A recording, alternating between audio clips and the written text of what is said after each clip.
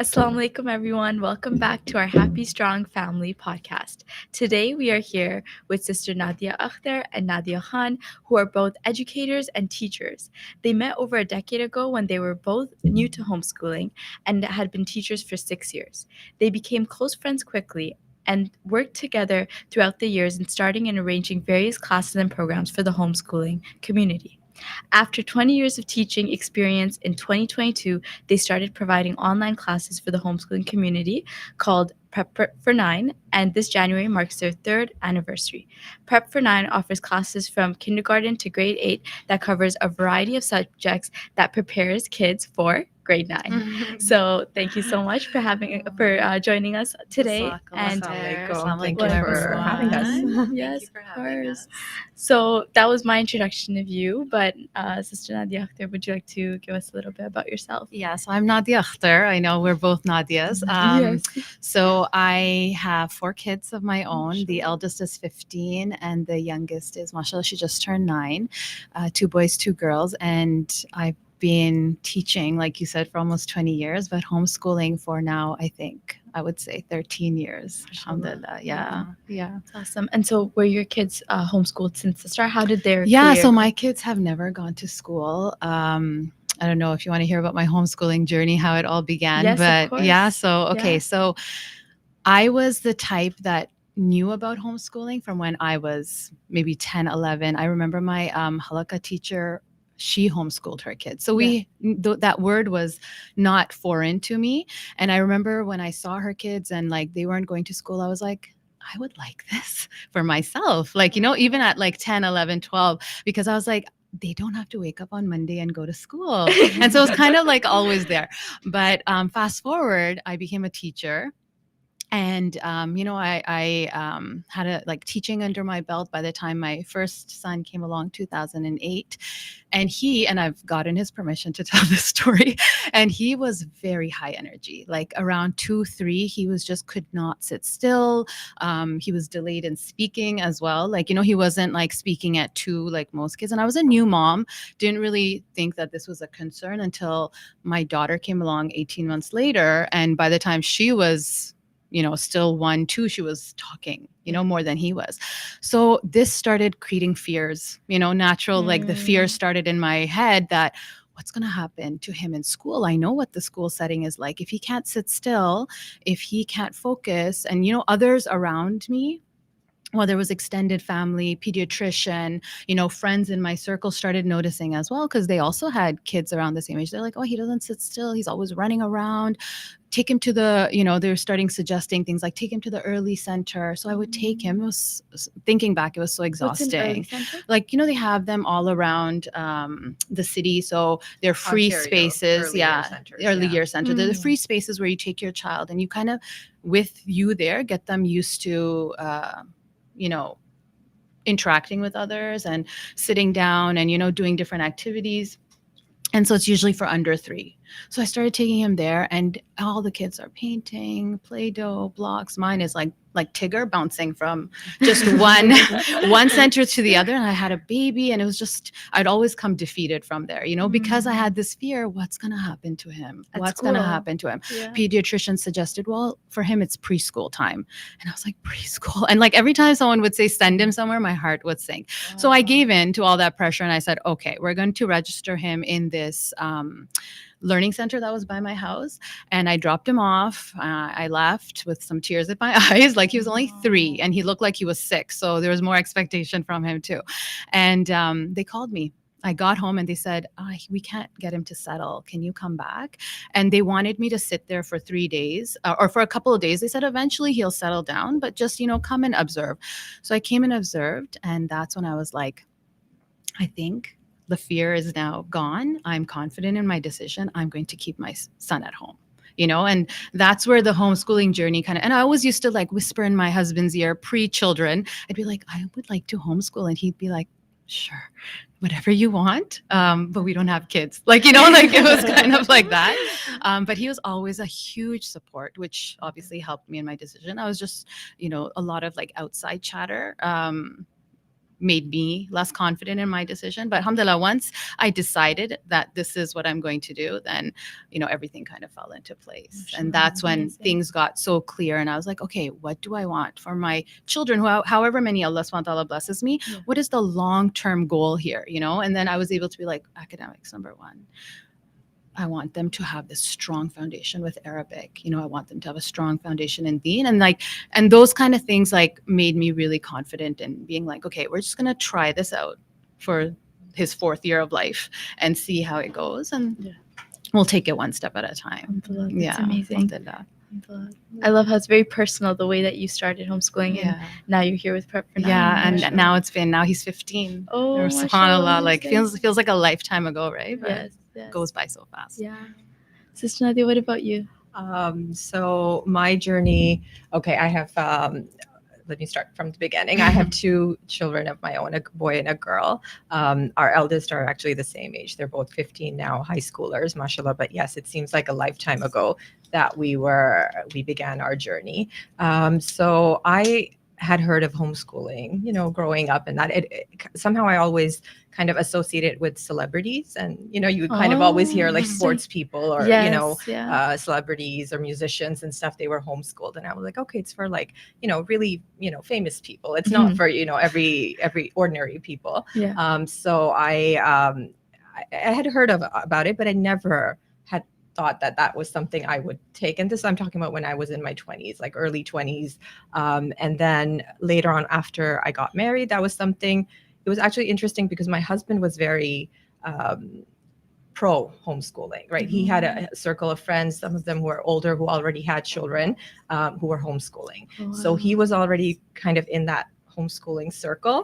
And he would talk to me about it. And my story is a little different because a lot of mothers that you will meet in homeschooling are the ones who kind of pushed their family. It's different for me because my husband was actually the one who kind of came in and said, we should homeschool our children. And I was just like, okay, it was different. But I guess I was open to the idea. And he was just like, just go meet some people. And I did. And this is one of my, I had my daughter who was like maybe 2 months, and I was like going into the homeschooling community. And I'm like, okay, let's try this out. Yes. And I was like, the one thing I would say that really drew me to them was the behavior of the children. So I would go to other places, like different, like parties and other like weddings and other places. And I would see children and just, being children. But when I met the homeschooling, there was something about those kids, the way they were behaved, the way they were just used to being around adults and actually sitting down and listening. Like if we were at a lecture, they'd be doing their own thing. Like they'd have, maybe blocks to play with or coloring or something, but they were used to being around adults, and they were used to being around children of all ages. And that really kind of stuck, it kind of really drew me in. And then slowly, I was like, okay, I'm open to this idea. And then come around 3 years, when my daughter would have been going into, let's say, preschool, I had my son. And at that stage, I was just like, I cannot imagine having to go pack up a baby and a toddler and drive and drop them. And they were both like winter babies, both my kids. And I'm like, I can't be doing this. It was just so overwhelming for me. Also at 3, like I used to always think, okay, she'll go off to school. She was still a baby. And I was like, I can't let my baby go. It was just so like, I just had that motherly instinct, like a protective instinct where I know I need to keep my kids close to me. And then we started. So my kids again never went to school, but we did a lot of like early year center, that kind of stuff with them. But once I started, it felt right. It felt like, yes, I think I can manage. And having said that, there were days when I was like, okay, what have I gotten myself into? And then there's days when you're like, alhamdulillah, like, this is the right decision for our family. So yeah. Well, that's real life, you're yes, gonna exactly. have those kind of experiences. Yes, ups and downs. Yeah. Exactly. Yeah. Sister Nadia, something that you mentioned was like this fear that you had before sending your kids to homeschooling, and you actually didn't. You sent your son, who was at the time 3, you sent him straight to preschool. I feel like that's like, for someone who's afraid of like the pressure from other people, criticism, that's such a huge concern for homeschoolers. It's not even a personal thing. It becomes everyone's watching your decision, right? So how could you say to someone who's experienced that, how can they navigate that the way you did? I think as a mother, you know best, right? You know your child. you know what your child needs, you know what's going to make your child happy and what's going to make you happy, right? And of course, everyone raises their children differently. And there's many people in your children's lives that love your child, you know, whether it be grandparents, aunts, uncles, whoever it is, you know, even friends. And they're going to come from a good place when they're giving you suggestions, but that might not be what works for you.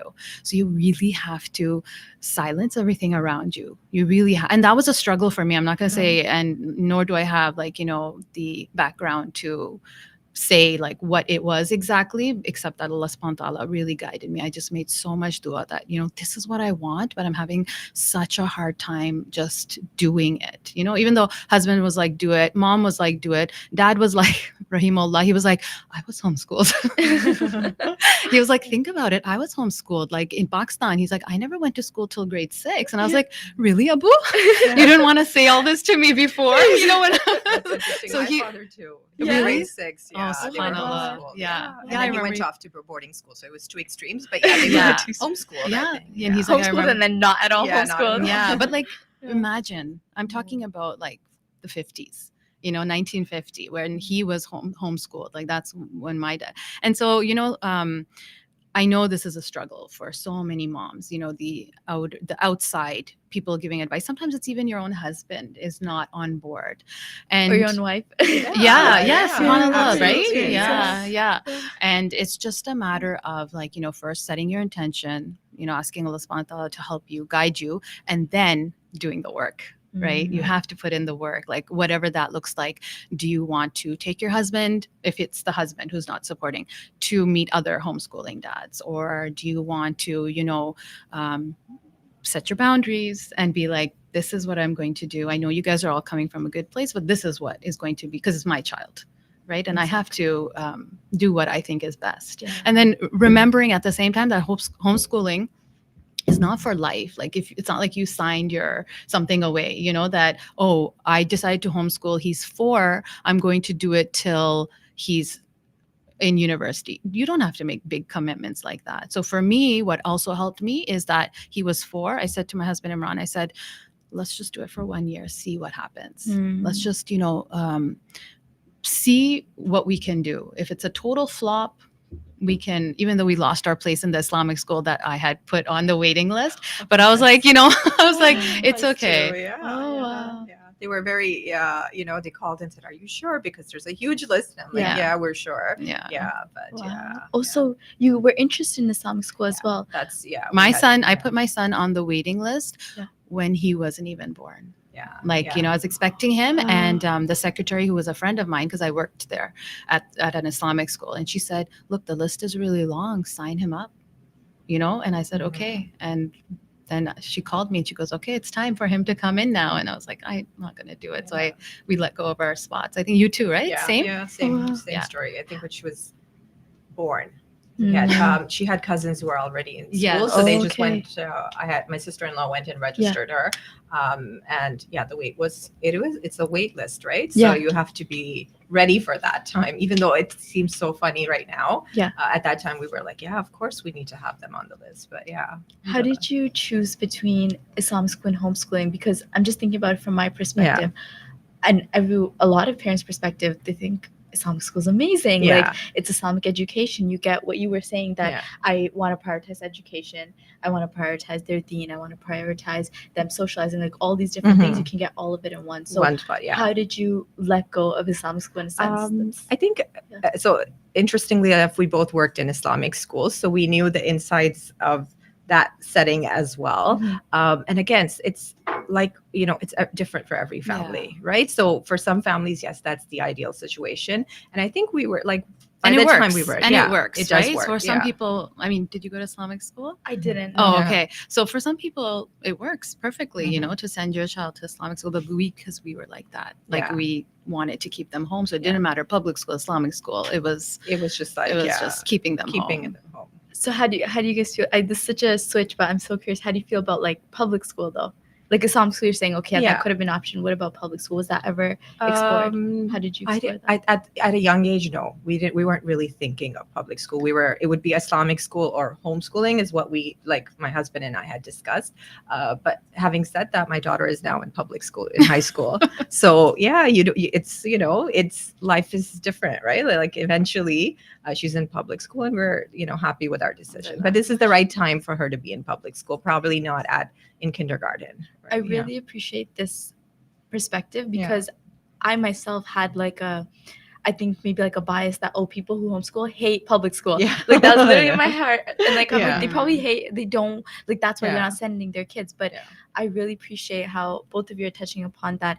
It's actually a decision you made for your children. It's a decision you made for when you saw your kid. Oh my God, this is Tigger bouncing around. It was a decision you made when you said, you know what, I'm seeing this circle. Yeah. That's Like public school, I went to public school. She went to public school.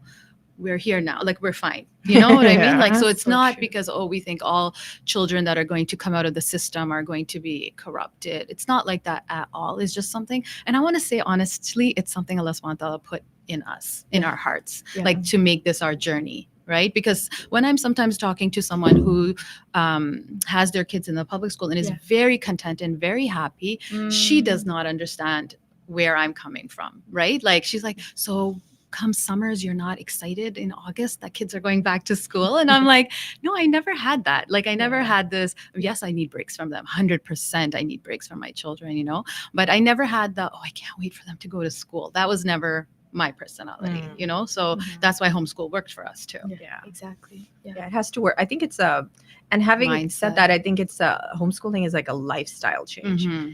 Because it affects your whole family, right? Whereas for other schooling, it's kind of like, okay, we're going to drop our kids off, pick them up, and your family dynamics doesn't change as much, like from the typical what you hear, right? Whereas with homeschooling, it's your kids are with you everywhere.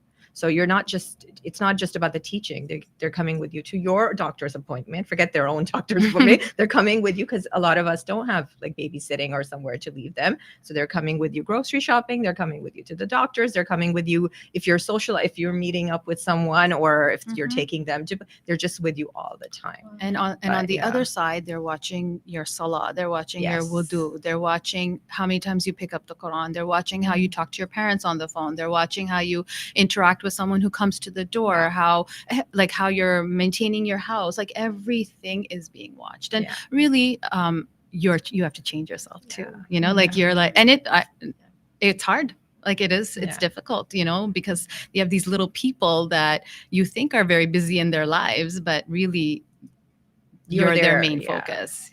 Right? You're their number one. And so if I wanted all four of my children to start learning Arabic and not reading Quran, but learning the Arabic language from a very young age, right? That was one of our goals because my husband, that's his hobby, learning Arabic grammar and connecting to Quran. So whenever he has free time, that's what he's doing. And I myself, my mom was always looking for resources for us on how to teach us Arabic, but not very successful, to the point where she took us to Syria and put us there for 1 year, kept us there for 1 year so we could learn. So we both came from wanting to learn so bad, but not having those resources. So if I want my children to learn that at a very young age, I have to show my interest as well, right? And again, wanting them to go on a Hifz journey, but not wanting it to be in 2-3 years, wanting it to be a lifestyle so that, they know that even if we're 20 and we haven't memorized, we're still going to every morning pick up the Quran and, memorize whatever we can and then start our day. So that's a really beautiful thing about Hifz as well, because people usually think it's like few years done, but you're thinking it's actually a connection that you're building to the Quran. And again, that 2-3 years, if that's the route you want to take, mashallah, that's amazing. That if you have the discipline to do that and you have done that, may Allah subhanahu wa ta'ala keep every child on the straight path. But this is just, again, not what we wanted, right? For us. Yeah, for sure. Yeah, it's definitely, again, like every family is different. Right. So you have to see what works for your family. Yeah. So I know one of the concerns that comes up with homeschooling is socialization. How are my kids going to be social? And I do sometimes feel like that is it's a very valid concern, because in school, what the main thing they're getting is how to interact with other kids, competition and collaboration. Yeah. And one thing you had mentioned was a homeschooling circle. that your husband was part of. Yeah. Can you give me a bit more, like how does someone navigate the socialization aspect? For of sure, homeschooling? yes. So social, yeah, that's one of the biggest concerns, right? Yes. So okay, you can be with homeschooling. There's a lot more out there from the time when we first began to now. Mhm. There's so many resources, so many people, so many groups and co-ops and play groups and all of that. But remember, they're not just socializing with other kids, which is what happens in school. They literally are socializing with their own age group all the time. Like they don't even meet up other than maybe once or twice in the year with a different class. So it's their teacher and a bunch of 5-year-olds or a bunch of 6-year-olds. Whereas with homeschooling, what really drew me to it is that they're socializing with everyone, like from different aunties and kids that are all different ages. So an example would be like my son has friends who are like 15, which would be my but son. And how old is your son? He's 12. Oh, okay. And he has friends who are like 6 and 7, and and they all kind of hang out like as if they're the same age group, and they still sometimes there'll be a little bit difference in what they're doing, but they like really get along well. And it's not just about, okay, we're only going to hang out with their peers, which is one thing that it's funny because when my daughter did go to high school, the first thing she came back and said is, she's like, everyone is 13 or 14. I can't remember, 14, right? She's like, why is everyone 14? And I'm like, because that's the age group that you're going to be with. And she's like, oh, that's it. Like it never, because her entire life she had been with all ages, right? Like, and it just came naturally to them. So and as far as resources, I would say there would be, so we were part of, and we still are part of, the Toronto Muslim Homeschoolers. That would be your biggest huge community. And they are definitely, like, as a Muslim homeschooler, if you're part of in the GTA, that would be your go-to. And that's where we met. That's where we met. And that's where we've met most of our friends. Actually, our circle our is all because I was very fearful again when we decided that this is going to. I didn't have friends. I had just moved from another city. That all my friends that I grew up with were there, and here I am alone with these 2 children. And my husband reminded me. He's like, "Remember, you were always worried who's going to be my kids' friends, because now they're not going to school." And Toronto Muslim Homeschoolers was a blessing. That I think it started in 2008, but I probably didn't join till 2012, 11, 12. And at that time it was much smaller, but that's where I met Nadia. That's where I met everyone else who I'm still friends with today. And it was such an amazing network. They have monthly meetings, they organize trips. The members really, the founders, it's like a sadaqah jariya for them. Mashallah. That's amazing. How would you, I know like in Toronto, there's a really good population, mashallah, and as you said, like, I think what this is helping us realize is homeschooling is not about, it's just you and your kid and you're alone. Because I think a lot of people look at it, they say, oh my God, I'm homeschooling. That means I'm just here and I won't get my space. I won't get this. Because what you said about the kid following you to all the appointments, I'm like, oh my God, no space from your child. How do you deal with that? But like, that's something you can tell me about. But it's like, that is what I'm understanding is there's a community. There's people who are doing it together. For sure. There's definitely a community, and you can choose to be part of the community, and you don't have to. We actually know homeschoolers who are they only come when they want to. They're not like, it's not like a weekly thing for them. So my siblings homeschool. They're just like, okay, we'll come when we want to, but that there's someone there. If you need to be part of a community, it's there. And like I said, there's different ways of homeschooling as well. So for some people, that too much socializing is a lot for them. Right? Exactly. So they kind of withdraw that. Remember the veteran homeschooler? We approached her. She had 6 kids of her own, mashallah. And I said to her, my son is 6, my daughter's 4, I have 2 babies. They need to socialize. And she goes, are they asking for it? Are they asking to socialize? I'm like, no, not really. No one's asking for it. She's like, okay, then, just relax. They'll tell you when. And eventually we were meeting almost 3 times a week. In their early years, there was a time where our group would see each other 3 times a week. And we had to pull back a little because you need to get some work done too, right? Yeah. But it was just because it was great for the moms, especially moms that need to meet other moms, and then it was great for the kids. And so this was happening. They were coming to my house, I was going to their house, we were meeting at the library, like so many things. Wow, that's and great. we were part of different trips and like Trips, all kinds of groups. stuff. So many things So, happening. So it's really up to how much you want to socialize, but Exactly. it's definitely an option. You could definitely, you'll find people who want to socialize, and What I'm understanding is you take it at the child's pace.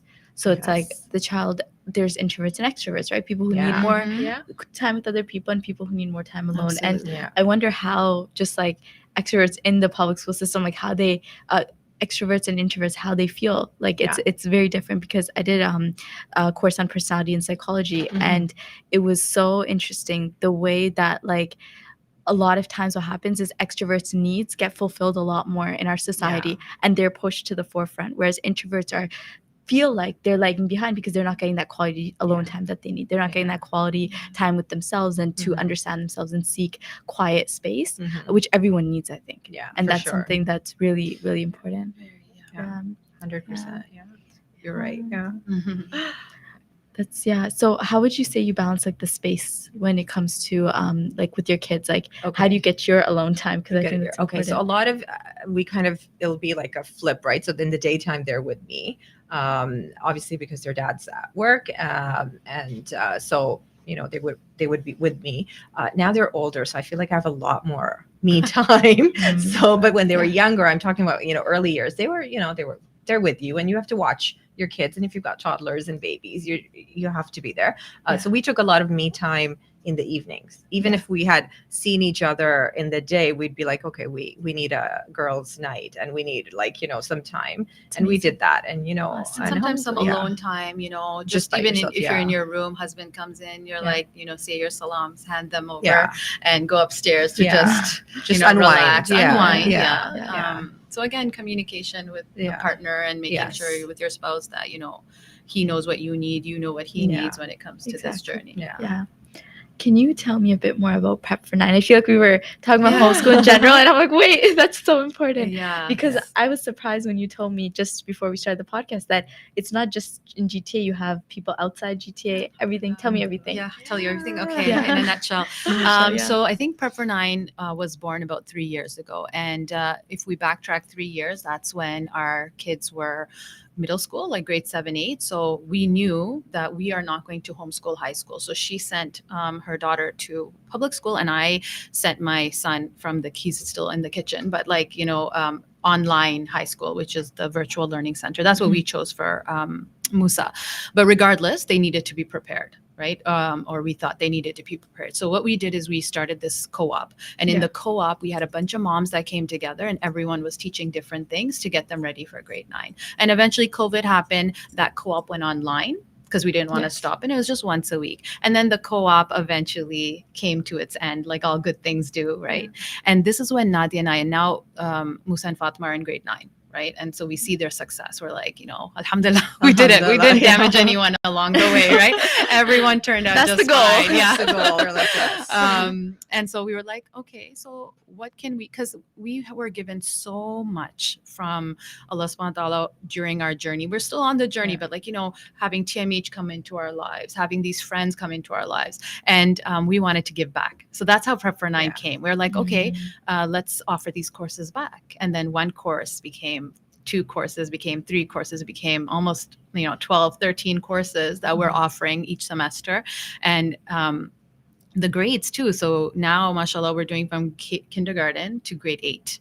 Right. And not like all subjects for all courses, but like, a course here and a course there. What we think that moms would benefit from. Right. Like, for example, I did not like to teach language arts, so I outsourced it. So maybe another mom out there would appreciate us offering science classes, because that's something that she does not want to do. So all moms pick or dads, whatever, they pick, different subjects. And that was the Prep for 9. That was the journey of Yeah. Prep for 9. Yeah. So how does the curriculum work? Like you were explaining before, it's Mhm. not the Ontario curriculum, but what is it based in? So it is the Ontario curriculum. It's Okay, like the misunderstood. Ontario curriculum would be like our umbrella. Yeah. So we want to make sure we're still following the guidelines because okay. again, we're preparing them for grade Yeah. 9. So we want to make sure, yes, they've covered Mhm. the stuff that they need to, but we don't per se use the books that they do in public school. Got it. We use our own curriculum. That's what we did with our own children as well. So we chose books like, for example, for math, there's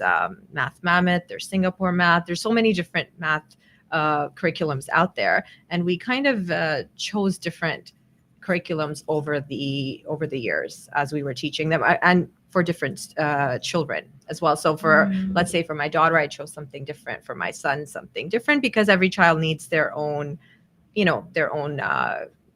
or they learn in a different way. Yes. So we chose different curriculum for them. So we have like and we're both like very we're like we're Mhm. teachers at heart, right? So Exactly. we wanted to have books that our children could cover, or a curriculum that they could cover. And so that is coming from there. This is what we did for our Prep for 9 students as well. So we do follow the Ontario curriculum, but the curriculum that we use, the books that we use, are not necessarily the same ones that they use in public schools or Islamic schools. Yeah. In Prep for 9, how can parents still individualize or like kind of like specify the way that the child's learning for their children's needs? Like how does that still work? So for example, like our courses are grade. So for example, like let's say our science course would be like grade 5 science, and then we have like a list of the topics that we're going to cover. So you can see that these topics are going to match the Ontario science curriculum. So you know that, okay, my child will learn, for example, life science or physical science or earth science, and we're going to go through all of that. And so that's a way for them to kind of be able to know that, okay, this is, if they take science with Prep for 9 throughout like all 3 semesters, we're done with science for grade 5. And when it comes to learning style, because I think you're right, learning styles. So we do reach out to the parents at the beginning of the course before it begins, and we say, if there's something that you would like us to know, if there's something that you want us to know about the way your child learns, please do let us know. And parents always say, like, you might see my child walking around, but he's still listening.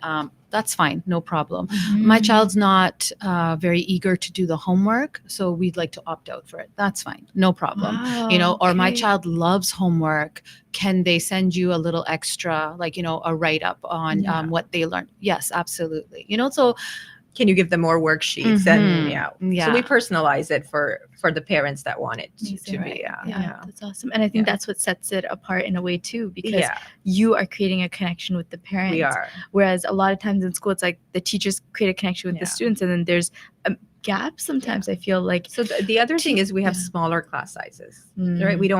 Because it's online, and I think that's something we learned from our co-op, is that to have a smaller class size, the children, most of their needs, and you can make a connection with the child and the parents.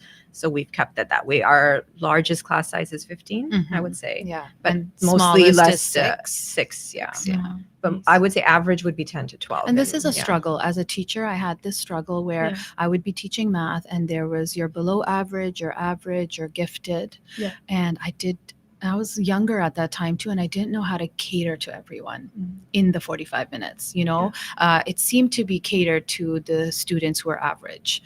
The gifted were getting bored out of their minds, and so then they would act up a little bit. The below average, still trying to catch them up, and I know if I had that time, they would be able to, because every child, mashallah, is brilliant. And this is what I had issues with while I was teaching, and this was my fear as well, that where is my child going to fit into this spectrum? Like if when they're in a classroom, what's going to happen to them? Wow, you're giving me a flashback of when I did math, and all throughout my years, like math was my hardest subject.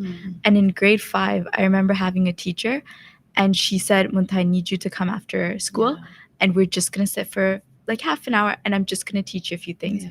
And my grades went from like 0 to 100. And that's all Yeah. you need. And it was literally just like I needed that one-on-one. And I realized that about myself. I'm like, oh, I'm more of like a one-on-one person. Like that makes more sense because I just need like some things to be more just personalized. need to be given attention and need to boost Exactly. your confidence that you have the ability to do this. And that's for homeschoolers too, by the way. Yeah. You know, like if especially when you have multiple siblings and one is picking up things faster, you just need to give the confidence to the other one that you're going to pick it up too at your own pace. You know, nothing to feel bad about at this moment. Yeah. I think what's really cool about homeschooling, what I've noticed in my sisters, mashallah, they homeschool as well, is that the younger always starts picking things up. Yeah. So the older is learning all the surahs and just Amma, and the younger is like, oh yeah, I know 3 of my surahs already. And they're so young. I'm like, wait, how'd you guys do that? Mashallah. But it's very like the sibling bond is just, it's so beautiful. I like babysat for my nieces and I just like at some points I was like they were helping each other more than I could even do anything when their mom was away, and that was so beautiful to see that it's a certain form that just the time that they spent together as siblings grows in love and appreciation for each other. That's another thing. I think we didn't talk about it, but that was definitely because growing up when you're put into like I went to public school and it's always like, okay, your siblings are like they're weird, annoying, especially if you're the eldest, they're annoying, they're bothering you, and how can I get away from I just want to be with my friends. And with homeschooling, your siblings are your friends. They're your first friends. You have to deal with it. And like come COVID, when we were all stuck at home with nobody else, you guys need to get along and you need to be, realize that these are your friends first. So I would definitely say that siblings have a really strong bond. And when you're growing up, you know that your siblings are annoying and everyone's getting annoyed, but you don't really put that into perspective when you're going to have your own children. I didn't. I speak for myself. I didn't. And I remember going to this homeschooling conference that I told you about. TMH had put it together, and that's where me and my husband were like, yes, this is definitely for us. And over there was Sheikh Hamza Yusuf's sister was there, Nabila Hansen, and she's a big homeschooler as well. And she was telling her own story, exactly what Nadia said, that my brother and I didn't get along until much later, right? And it was because our friends came first. And then I thought about them, my 2 sisters, like now we're like super close, but they were only 15 months apart. So they were like twins. And then there was me like 5-6 years older, right? And I remember we started getting really close when we started when I was like 17, 18. But before then, it was like, oh, do they have to come with me? Why are they always with me? Like that. And I feel sad because I think they were really cool kids, and now when I see like my kids, like my 15-year-old, 9-year-old will be seen, hanging out together. Right. And like, the different dynamics between all of them. Yeah, they fight 100% for sure. Like that's normal. But yes, they're also very close. Yeah. 3 of my sisters are like way older than me, and they used to take me everywhere. So I was way ahead of my years. All my friends are like, by the way, did you guys know? And like, how'd you know that? And I'm like, oh, that's my, that's my sisters. But alhamdulillah, it's very important. I think as someone who grows, like that's family does, in a way, like it shapes who you are, and having that bond through homeschooling is beautiful. Yeah. I think we're going to take a few questions from the audience now, inshallah. Yeah, Jazakallah khair, absolutely. So before we take some questions from the audience, I was wondering if we could just talk about, so Prep for 9 we talked about. I've shared the links in the description and the chat. I think it's prep49.ca. Correct, yeah. And then also, what is, sorry, where did I have it?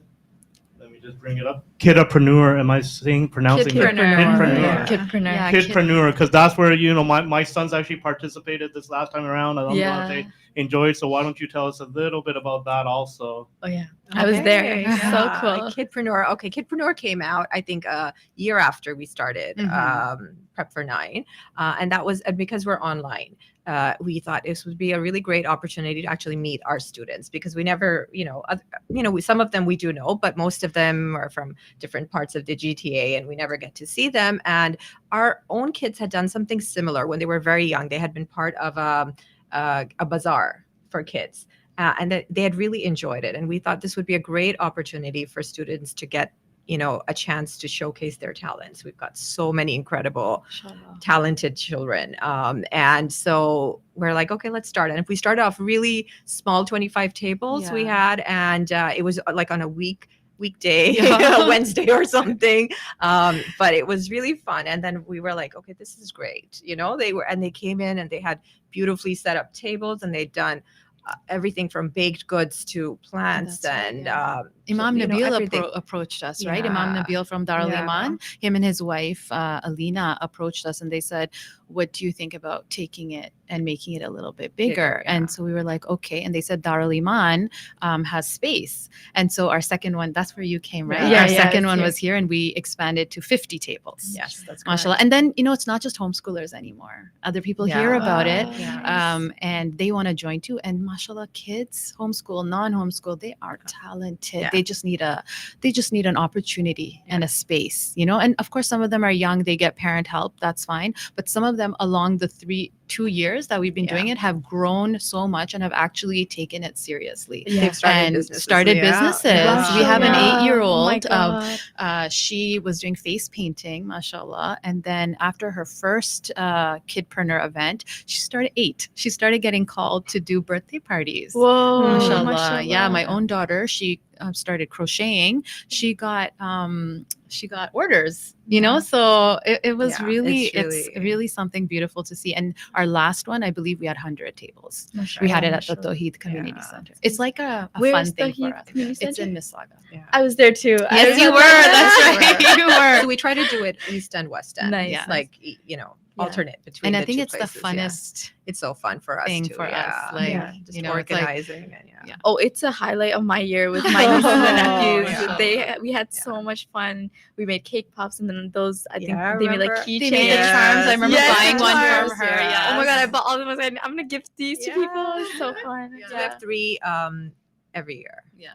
We don't have one in winter just because the weather is so unpredictable, but every other season. Our last one was November. Yeah. That's the beauty about being a khala, by the way. You go and buy out your these are my sisters do the exact same thing. They're like, okay, we want to buy everything. They're like, no, khala, give us a chance. I get the leftovers. Yeah, it's really unfair. Yeah. But that's one thing much so I've seen in my so inspired by my nieces and nephews. When they're doing something, they get into it. Like I think with school what happens is, and it's just something I've noticed, like with school, it's like you get a painting class, but then you kind of move on to like another art form. They get into painting, they're into painting. They bought all the cool paint sets. I just went last week and I was like painting with them, and I'm like, oh my god, I'm so embarrassed. They're like, okay, it's okay. Like, I can't keep up. But they're already years ahead, mashallah, in a form that they chose.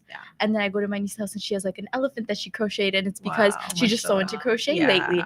And it's like I see a bunch of other crochet things. So you actually, I think what's really beautiful is like you're really looking at where's my child going in terms of creativity and not pulling them too quick. And that's the beauty about homeschooling, right? So Nadia and I, you kind of, if whoever's listening realizes that we use workbooks, there's people that don't use workbooks. They do self, what the child wants, child-led, right? So if your child, whatever they're into, that's what you're going to learn. And that's how you're going to connect it to math and science, or not even, maybe you're just reading, and that's a very positive way to homeschool as well. So like if you're homeschooling, you need to realize there's multiple ways to do it, and the way that works, best for you. So like, let's say someone wants to crochet, they might spend 2 weeks just focusing on this. They're learning so many different things, how to follow instructions, how to, their motor skills, their ability to follow a pattern, and then if they're selling it, marketing, money, everything is connected here.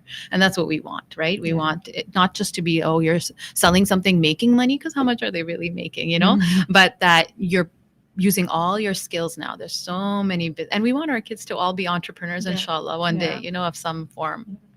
And I think the biggest beauty, I would say, for homeschooling would be the time that you have, and to definitely use that wisely. Like you have a lot of time, whereas like you were saying in school, they go from one thing. It's just because everything is like, there's a schedule that they need to follow. So even if the child is doing really well at one thing, after 45 minutes, you have to stop that and move on to something else. Whereas with homeschooling, it's not time constrained, right? So you have that, and that's the real, the gift, I think, of homeschooling. To have that time. Exactly. Jazakallah khair. So some comments coming in. Alhamdulillah, excellent topic. Very important podcast for parents. Great guidance and recommendations. Looking forward to more podcasts. Another great topic. We are scared of taking the step of homeschooling. This episode really helps bring more perspective to it. That's great. Mashallah, it was so surprising to see how many people are doing it and how much has grown. May Allah grant all the parents and children ease and success. So yes, and then we had some questions come in also. So inshallah, let me get those on the screen here. So the first one that came in was, what is the best way to keep organized with kids of different ages under one roof? Okay, Different so ages. I guess that's me. Yeah.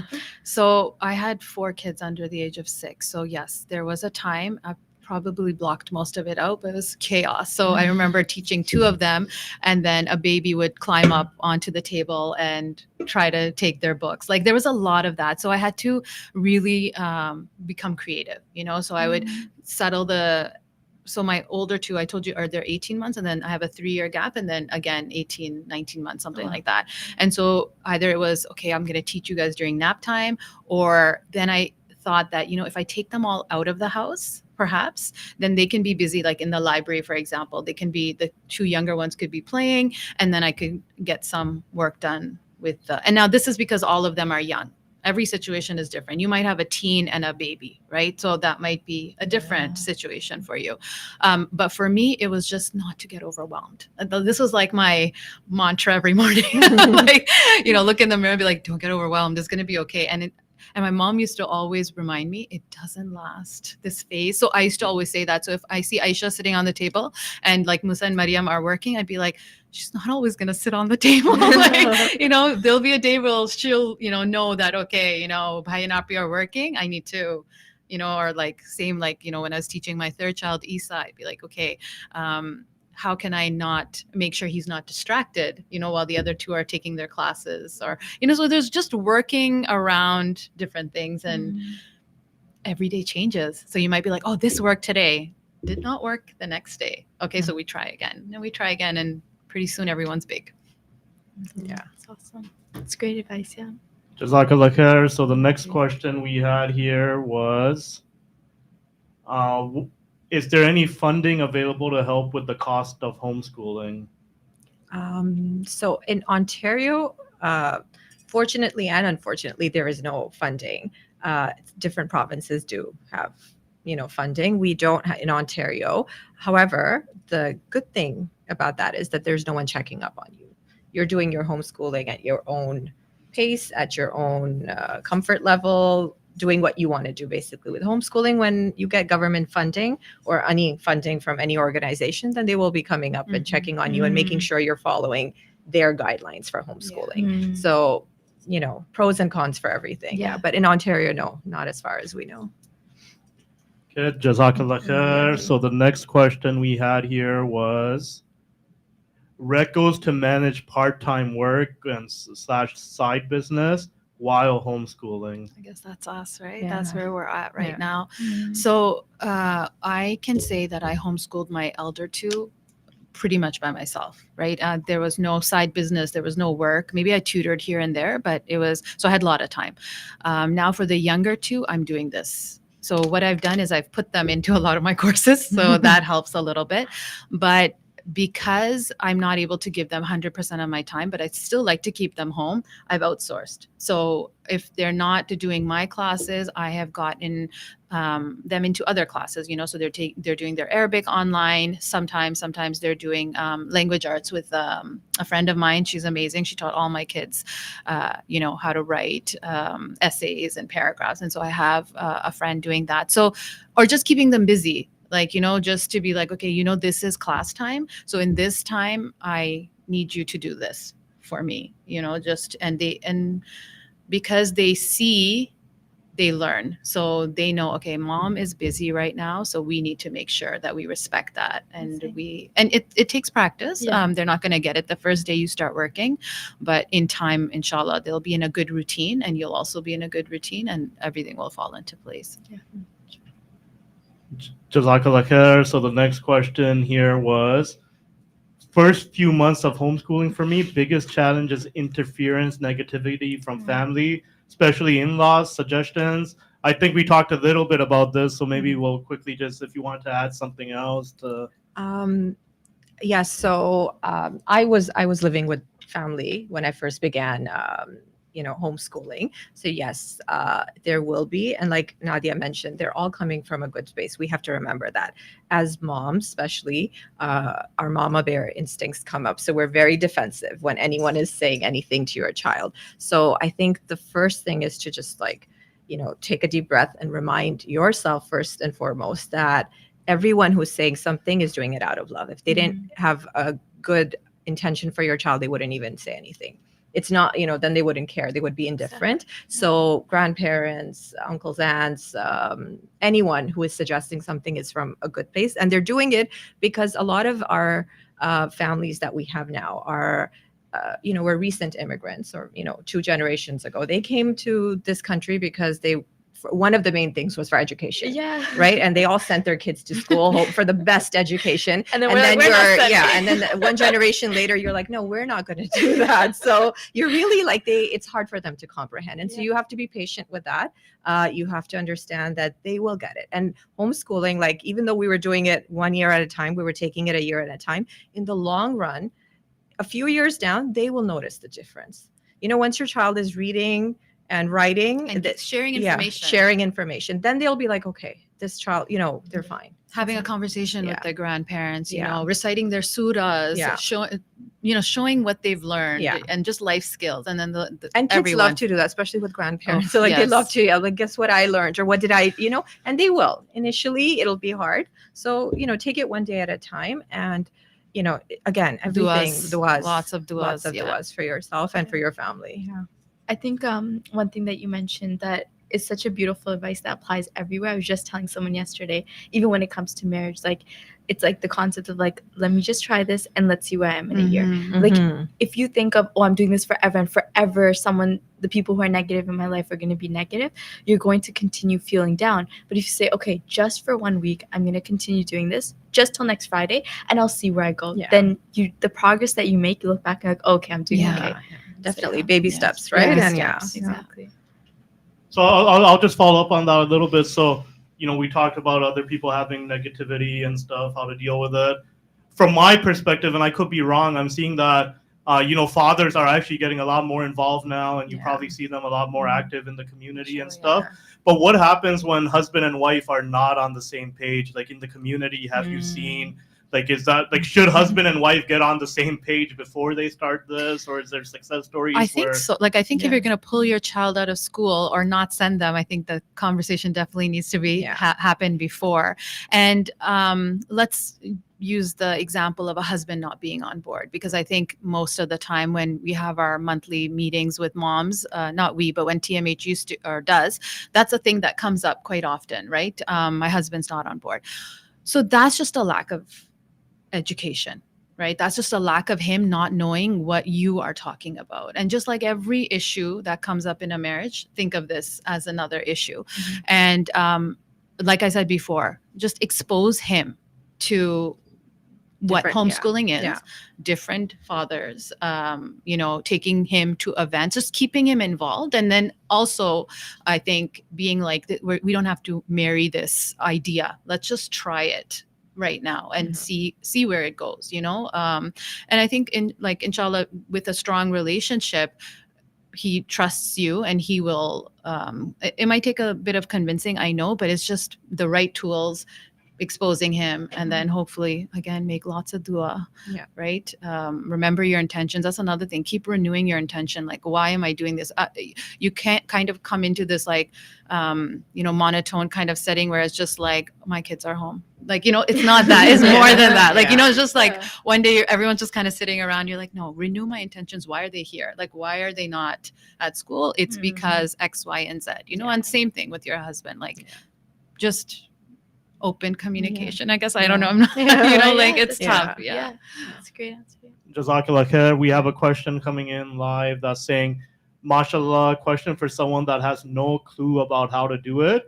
is there an option where we send kids homeschooling with other group if you're not fully ready? So I think we talked about this a little bit. We can, but I'll just ask this for someone that has no idea, they've never done it before, but they want to explore it. What would you sort of recommend as sort of the first steps of Yeah, I learning talk more? to moms weekly, maybe 2-3 moms. Sometimes our conversations go from half an hour to 2 hours long, and exact same situation. So find someone who homeschools and kind of just grab onto them and be like, how can you help me, or put me in touch with someone who can help me? Because yes, very overwhelming, especially if you're not doing it from before they go to school. Like if you're someone who wants to pull them out, you need to first get educated yourself. And it's not that, it's just a matter of having confidence and hearing someone else's story and knowing that there's so many people out there doing it. Where we send kids. So, okay. So if you want to send them somewhere where other kids are homeschooling, this is very much a thing now, mashallah, with our growing homeschooling population. There are classes, there are courses, there are co-ops, and you just have to find them. And I think TMH is a good place, very good place to start. They do have a membership, but there's 500 families from Oshawa all the way to Hamilton. And then I know London, Ontario has their own group. Niagara has their own group. There's a lot of Ottawa has their own group. Yeah. And so whichever city you're living in, you are going to find, especially if you're looking for a Muslim homeschooling group, inshallah, you will find that. And then reach out to us. Brother Kashif can maybe put out our email address. I feel like this is our way to give back. Yeah, for so many people have helped us in our journey, and now it's time to help others.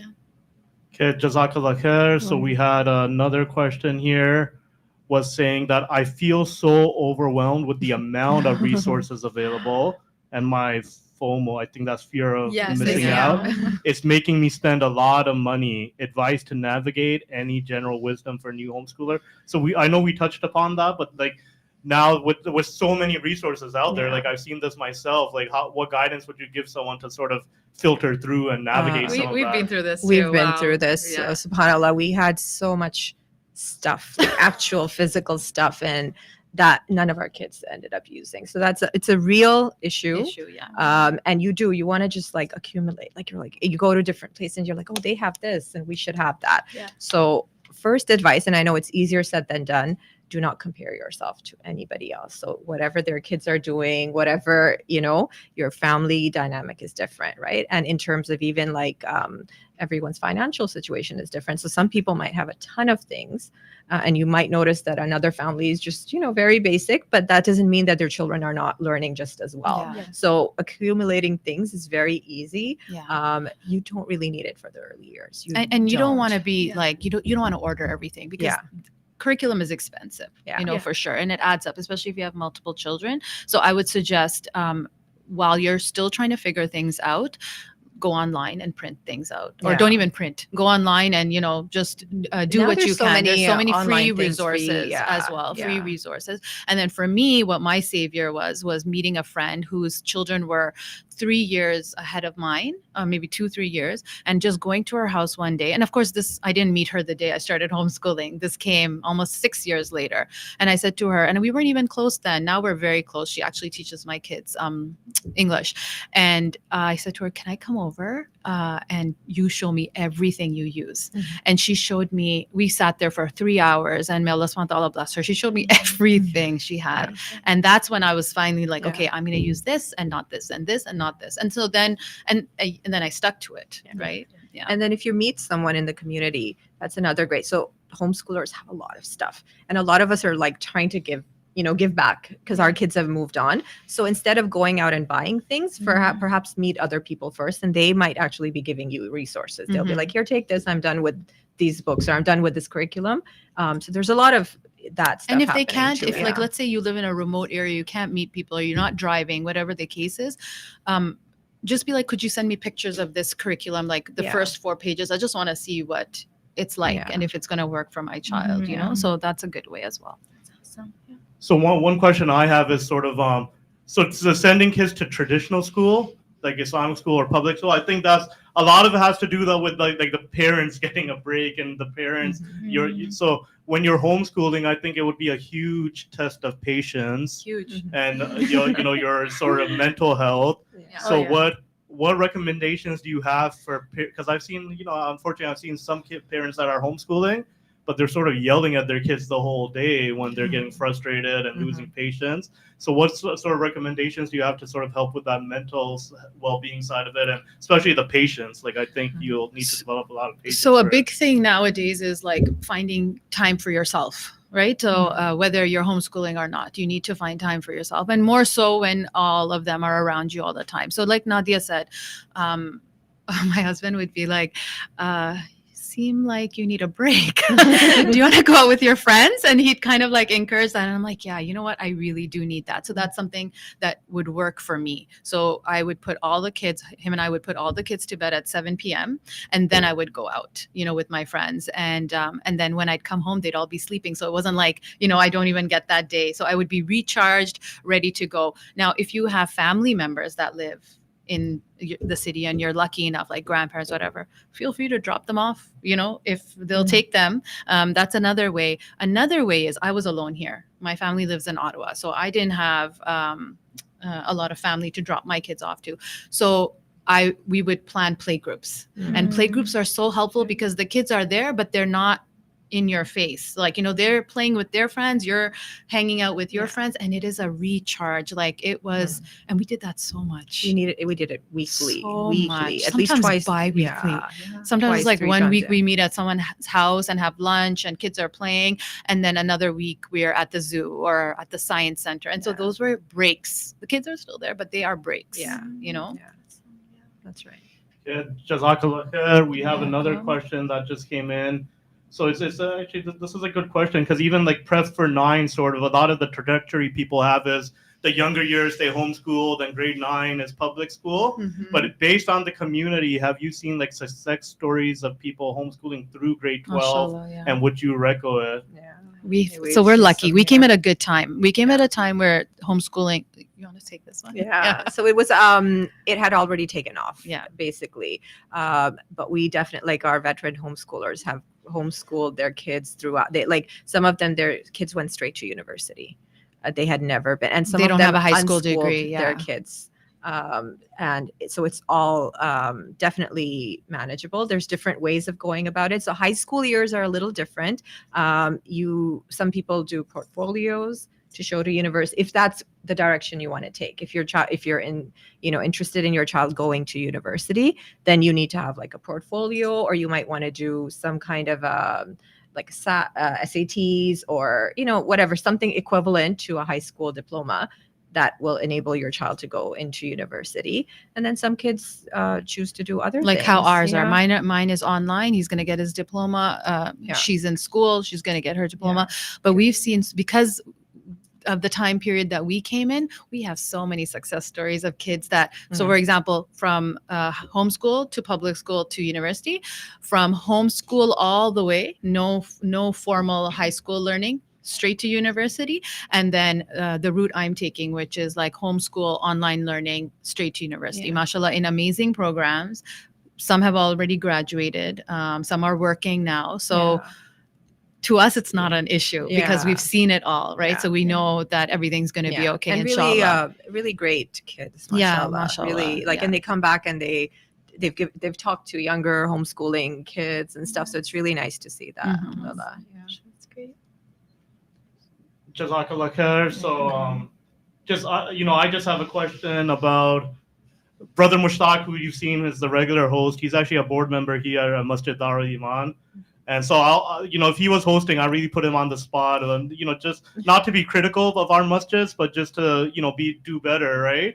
So I'm gonna put you guys on the spot a bit, because I know a lot of people from the masjid, this one and others, watch.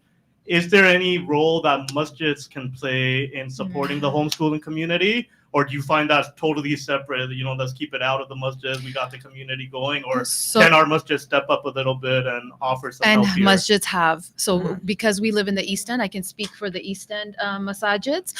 We grew up in Abu Huraira. Like our kids grew up in Abu Huraira. That's where Nadia and I met. Musa and Fatima were 3 years old. And Abu Huraira, you guys know where Abu Huraira is, like DVP and Shepherd on Yorkland. They opened up to the homeschoolers. To homeschoolers. We had a friend, and she, just made sure that the space was always open for us. Yeah. Like it was amazing, like how much we were there. We had girls book club there, we had boys book club there, we had girls club, We had Arabic there, classes Arabic there. classes, We we did had co-ops yoga there. Yeah, we did yoga. Like whenever we were like, we need space, they were like, here it is. And they really came through for us. So Mashallah. masjids are 100%. If they open up their space, because homeschoolers need space, right? We need community centers or some place to take the kids. And not the your day. house can't fit everyone. Yeah.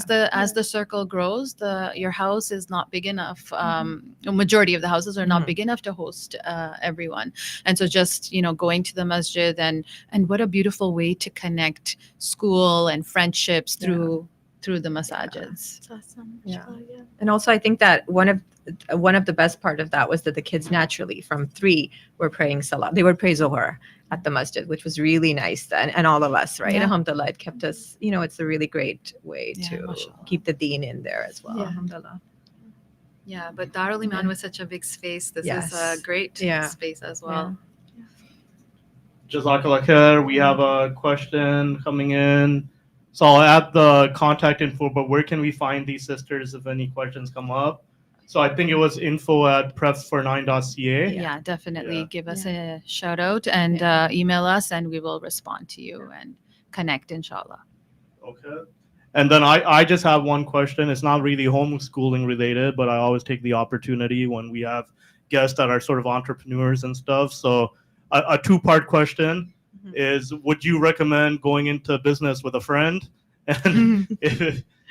And then second part is, what advice do you have for people that are sort of trying to manage families and have something they're sort of, setting up on the side and running a business on the side too, mashallah?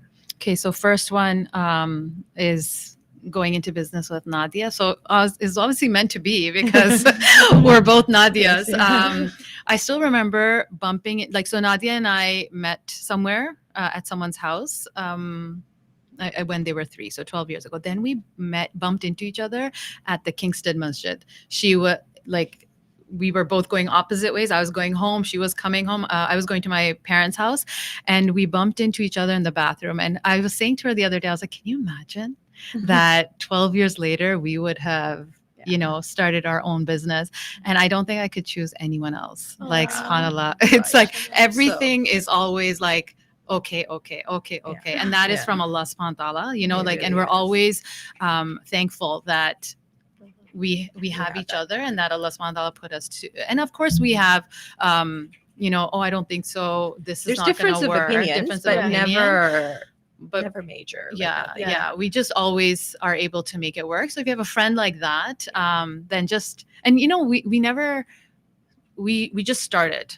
We didn't put too much thought into it. We're like, let's just see how, let's just see how this one course goes. Yeah. And then one semester. And then I would say to Nadia, I want to do this one other course. She's like, do it. And then she'd be like, she's the one who actually came up with Kidpreneur. She's like, I want to do this bazaar. I'm like, do it. Like, we're just kind of like, let's do it. And the second part was, I think, how to manage everything at home. SubhanAllah. It's a lot. It's a family effort. You need your family on board, and you need to manage your time well, which is not easy thing. So it's a struggle for us as well.